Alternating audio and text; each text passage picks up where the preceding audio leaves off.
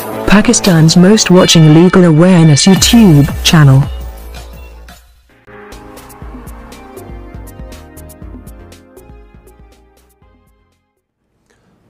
Assalamu alaikum friends and viewers, I hope all are fine. This is Mubashir Iqbal Chauhan, Advocate High Court and Legal Lecturer. हमारा आज का topic बहुत ज़्यादा interesting है। मेरे आज के टॉपिक का जो टाइटल है वो है बहन की जायदाद हथियाने का बेहतरीन तरीका। दरअसल मेरे लेक्चर का जो लुब्बे लुबाब है वो कुछ और है, लेकिन इसके अंदर एक बड़ी इंटरेस्टिंग स्टोरी है जिसको हमने अवाम बीती सीरीज़ का हिस्सा बनाया।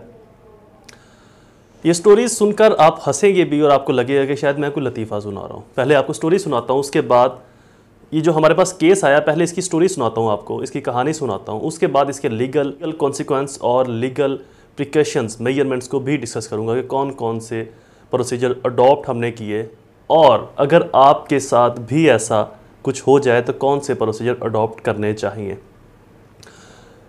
और अगर आप बहन की जायदाद हथियाना चाहते हैं तो इस लेक्चर को एंड तक ज़रूर सुन लीजिएगा, ये आपके लिए बहुत फ़ायदेमंद साबित होने वाला है। लेक्चर स्टार्ट करने से पहले एज़ यूजुअल अगर आप मेरे YouTube channel law and communication skills के ऊपर नए हैं तो रेड बटन को क्लिक करके मेरे चैनल को सब्सक्राइब करना, साथ में ही बेल आइकन को प्रेस करके ऑल नोटिफिकेशन करना भूलें ताकि ऐसे ही फर्दर तमाम इन्फॉर्मेटिव लेक्चर्स आपकी एक्सेस में रहें और उनके नोटिफिकेशन आपको बर वक्त और टाइमली मिलते रहे। मज़ीद बरा मेरे Facebook pages innovative law academy और फेसबुक ग्रुप को भी ज़रूर लाइक और सी फर्स्ट कर लें, वहाँ पर भी मैं इन्फॉर्मेटिव पोस्ट करता रहता हूँ। मेरे लेक्चर्स की फ़ीस को फुलफिल करना बिल्कुल ना भूला करें। मेरी फ़ीस आपने 3 स्टेप के अंदर पे करनी है। फर्स्ट कम से कम 10 रुपये डोनेट करने हैं, सेकंड 2 लोगों की हेल्प, किसी को मुस्कुरा के मिल लें, ये भी मेरी फ़ीस के लिए काफ़ी, और थर्ड मेरे पेरेंट्स के लिए दुआ, अल्लाह ताला उनको सेहत तंदुरुस्ती अता फरमाए। शुरू करते हैं हमारा टॉपिक, बहन की जायदाद हथियाने का बेहतरीन और कारामद तरीका जिसको एक वकील ने नाकारा बना दिया। किस्सा कहानी कुछ यूँ है कि एक भाई जो कि पंजाब की ही एक तहसील के अंदर रहता था, उसने जो अपनी बहन के नाम पे जायदाद मुंतकिल होनी थी बाप की विरासत में से, उसको हथियाने का एक नोखा तरीका अपनाया। बहन का आईडी कार्ड, बहन का जाली आईडी कार्ड बनवाया, उसके ऊपर नाम, पता, तारीख पैदाइश, एक्सपायरी डेट, तमाम चीज़ें वैसी ही रहने दी, लेकिन तस्वीर चेंज कर दी। तस्वीर किसकी चेंज की ये भी आपको बताता हूँ। तस्वीर चेंज करने के बाद पर्पज़ ये था कि रेवेन्यू ऑफिसर के सामने ले जाया जाएगा उस औरत को जिसकी तस्वीर लगाई गई है, और वो वहाँ पर जाकर ये बयान देगी कि मैं अपनी जायदाद अपने भाई के नाम पे मुंतकिल करना चाहती हूँ और मुझे इसमें कोई एतराज़ ना है। गर्ज के उस औरत की प्रैक्टिस करवाई गई, उसका कॉन्फिडेंस लेवल बढ़ाया गया प्रॉपर प्रोसीजर के तहत कि कैसे आपने रेवेन्यू ऑफिसर के सामने जाकर बयान देना है। गर्ज के फ़िक्स टाइम पर रेवेन्यू ऑफिसर के सामने उस औरत को पेश किया गया। वो औरत रेवेन्यू ऑफिसर के सामने खड़ी थी। रेवेन्यू ऑफिसर ने पूछा, क्या आप अपनी जायदाद अपने भाई के नाम पे मुंतकिल करना चाहती हैं जैसे कि आपने स्टाम्प में लिखा?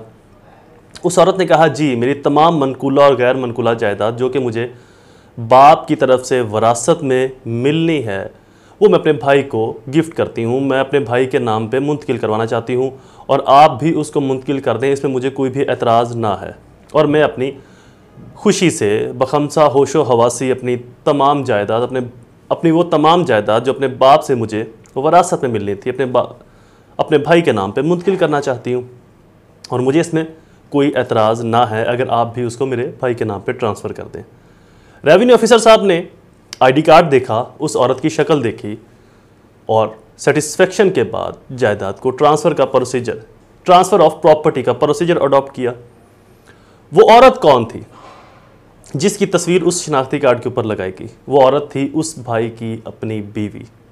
जी हाँ, उस भाई की अपनी बीवी की तस्वीर अपनी बहन के आईडी कार्ड, जाली आईडी कार्ड बनवाकर, अपनी बहन का जाली आईडी कार्ड बनवाकर उसके ऊपर अपनी बीवी की तस्वीर लगाई गई और उसको बाकायदा रिहर्सल करवाई गई कि आपने रेवेन्यू ऑफिसर के सामने जाकर कैसे बयान देना है। और वो औरत जो कि उस भाई की बीवी थी, बयान देने के अंदर कामयाब रही। यह है बेहतरीन तरीका बहन की जायदाद हथियाने का।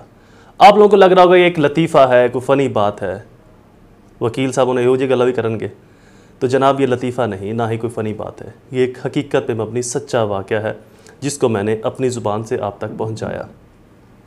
गर्ज़ के जब उस बहन को पता चला कि मेरी जायदाद तो ट्रांसफ़र हो चुकी है मेरे भाई के नाम पर, और किसी सोर्सेज से ये भी पता चला कि वो जायदाद ट्रांसफ़र करवाने का जो प्रोसीजर था वो अकॉर्डिंग लॉ तो मैंने खुद ही जायदाद ट्रांसफ़र करवाई है, लेकिन वो औरत कभी रेवेन्यू ऑफिसर के सामने गई ही नहीं। अब जब वो रेवेन्यू ऑफिसर के सामने गई तो रेवेन्यू ऑफिसर भी शिशंदर रह गया, क्योंकि ये वाकया कुछ ज़्यादा टाइम नहीं गुजरा था इस वाकये के अंदर जब वो रेवेन्यू ऑफिसर के सामने गई। बहरहाल उन्होंने बोला कि जी हम इसमें अब कुछ नहीं कर सकते, तो आप कोर्ट से रजू करें। वो पार्टी हमारे पास आई, सबसे पहले हमने उसका कौन सा प्रोसीजर अडॉप्ट किया और इस केस के अंदर कौन से पीपीसी के लॉज एप्लीकेबल होंगे फ्रॉड जालसाजी के, और किस तरीके से आप अपनी जायदाद को वापस ले सकते हो। फर्स्ट ऑफ ऑल, कोई भी शख्स अपनी कानूनी और वरासती हक से दस्तबरदार नहीं हो सकता। ये भी ऑनरेबल सुपीरियर कोर्ट्स की बाकायदा जजमेंट्स आ चुकी हैं। वजह ये जजमेंट अनाउंस करने की क्या है, क्यों नहीं हो सकता? भाई मेरा हक है, मेरा ये मोबाइल है, मैं किसको मर्जी दूं। मेरा ये लैपटॉप है, मैं जिसे मर्जी चाहूं इसको फरोख्त करूं, जिसे मर्जी चाहूं इसको दूं, क्यों कर मुझे कोई रोकेगा? लेकिन नहीं, क्योंकि पाकिस्तान के अंदर फ्रॉड जालसाजी के केसेस के अंदर बढ़ते रुझान की वजह से ऑनरेबल कोर्ट्स ने डिटरमाइन किया कि अगर इसके ऊपर रोक लगा दी जाए तो इस तरह से जालसाजी के वाकयात को, फ्रॉड्स को रोका जा सकता है। अगर विद कंसेंटली को देना चाहे तो डजेंट मैटर, लेकिन पर्पज इसका बेसिकली जालसाजी और फ्रॉड्स को रोकने के लिए है कि कोई भी शख्स अपनी विरासत से, अपने कानूनी हक से दस्तबरदार नहीं हो सकता, और अगर वो अपने कानूनी हक से दस्तबरदारी का ऐलान करता है तब भी वो अपने कानूनी हक को कभी भी वापस ले सकता है कोर्ट से रजू करके। तो लिहाजा इसके लिए सबसे पहले हमने हाई कोर्ट के अंदर रिट फाइल की। Article constitution of Pakistan 1973 article 199 के जरिए कि हमारे साथ फ्रॉड हुआ है, जालसाजी हुई है, धोखाधड़ी से हमसे ये ज़मीन हथियाई गई है। उस बहन ने ये बयान दिया कि मैंने रेवेन्यू ऑफिसर के सामने तो कोई बयान रिकॉर्ड ही नहीं करवाया, जालसाजी के जरिए एक जाली शनाख्ती कार्ड बनवाकर मेरी इस प्रॉपर्टी को हथियाया गया है, जिसके अंदर नादरा को भी पार्टी बनाया गया और रेवेन्यू डिपार्टमेंट को भी पार्टी बनाया गया, और डेफिनेटली उस भाई को तो पार्टी बनाना ही पड़ना था। हाई कोर्ट ने लोअर कोर्ट को डायरेक्शन दी कि इसको अकॉर्डिंग लॉ सेटल किया जाए, और जिन्होंने मुजरमाना फेल सरजद किया है और जो इस जुर्म के अंदर इन्वॉल्व हैं उनको कैफरे किरदार सज़ा दी जाए। लोअर कोर्ट के अंदर जब ये केस आया तो ये सूट फॉर डिक्लेरेशन की शक्ल इख्तियार कर गया। इस्तकरार हक, दावा इस्तकरार हक, suit for declaration of right, किसी भी शख्स के राइट्स को डिक्लेयर करने वाला दावा, सूट। उसके साथ साथ इसके अंदर क्रिमिनल प्रोसीडिंग को भी हमने स्टार्ट किया, जिसके अंदर हमने एप्लीकेशन दी।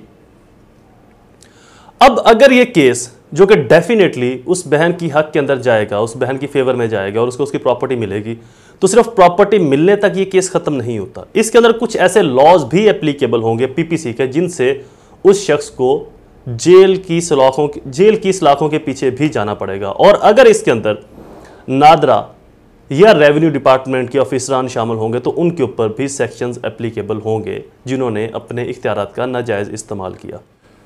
इस केस के अंदर क्रिमिनल कार्रवाई के लिए जो पीपीसी के सेक्शंस लॉज एप्लीकेबल होंगे वो 420, 420, 468, 471, 498 subsection 1 PPC Pakistan penal code 1860 की इम्प्रिजनमेंट अप्लाई होंगी। इनके तहत उस शख्स को सज़ा के प्रोसेस से गुजरना पड़ेगा। तो लिहाजा कोई भी शख्स अपनी प्रॉपर्टी को चाहे खुद से भी ट्रांसफ़र कर दे, ऐसी प्रॉपर्टी जो वरासती तरीके से उसको मिलनी हो, ख़ानदानी ज़राए से उसको मिलनी हो, तो वो उसको कभी भी क्लेम कर सकता है। सूट फॉर डिक्लेरेशन की वैसे तो मुद्दत मियाद 6 साल तक है, बट अगर यहाँ पर रेवेन्यू डिपार्टमेंट्स या रेवेन्यू रिकॉर्ड के अंदर कमियाँ कोताहियाँ हों, गलती हो, मिस्टेक्स हों, फ्रॉड्स या जालसाजी के ज़रिए कुछ लिया गया हो या कुछ दिया गया हो, तो इसकी मुद्दत मियाद जो है वो फिर 6 साल नहीं रहती, वो फिर मज़ीद बढ़ जाती है। मज़ीद कितनी बढ़ जाती है इसको ऑनरेबल सुपीरियर कोर्ट्स ने डिटरमाइन नहीं किया, ये डिपेंड करता है सर्कमस्टांसेस के ऊपर। तो जर्नली कोई भी शख्स 6 साल के अंदर अंदर अपने सूट फॉर डिक्लेरेशन को, जब काज ऑफ एक्शन अराइज हुआ, जब इशू अराइज हुआ या जब उसके नॉलेज में आया, तो 6 साल के अंदर अंदर सूट फॉर डिक्लेरेशन फाइल कर सकता है। लेकिन अगर इसके अंदर कोई मिस्टेक्स आ जाएँ, फ्रॉड्स, जालसाजी का एस्पेक्ट, कोई जालसाजी के इसेंशियल इंग्रेडिएंट्स आ जाएँ, फ्रॉड्स के इसेंशियल इंग्रेडिएंट्स आ जाए, रिकॉर्ड्स के अंदर मिस्टेक्स, एरर्स आ जाएँ, तो इसकी मुद्दत मियाद 6 साल से बढ़ जाती है। कितनी बढ़ जाती है इसको अभी तक ऑनरेबल सुपीरियर कोर्ट से डिटरमाइन नहीं किया। ये डिपेंड करता है सर्कमस्टांसेस के ऊपर। अगर हालात इस तरह के हैं तो ये 10 साल भी हो सकती है, 12-15 साल भी हो सकती है, 7-8 साल भी हो सकती है। तो कोई भी शख्स, कोई भी औरत, स्पेशली ये लेक्चर गर्ल्स के लिए, औरतों के लिए है, चूँकि उनके साथ जालसाजी के वाक़यात ज़्यादा होने का ख़दशा रहता है। तो अगर किसी भी औरत को उसकी ख़ानदानी उसकी विरासती हक़ से महरूम किया जाए तो अपनी इस तरीके से, जो कि मैंने आपको बताया, अपनी रेड्रेसल करवा सकती है कोर्ट से रजू करके। आई होप ये लेक्चर आपके लिए फ़ायदेमंद साबित हुआ होगा।